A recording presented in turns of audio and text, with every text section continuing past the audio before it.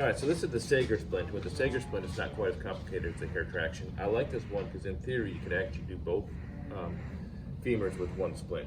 So my partner again is going to pull manual traction on it, stabilize it while I assess the circulation, sensory, and motor. I'm going to attach the ankle hitch.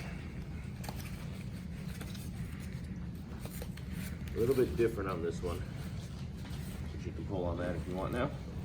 I don't have to measure it because I'm going to pull on it to get the the right height. I'm going to lay it there for right now, so I'm on the other side of it. This one gets a little more personal. It rests up against the perineum, but it goes up between the legs. So, goes up there. There's my buckles. And again, I need the ischial strap to be secure, because that's providing a little bit of the anchor. And then here, I just stretch it out. I may stretch that out too far. And the strap can go in that.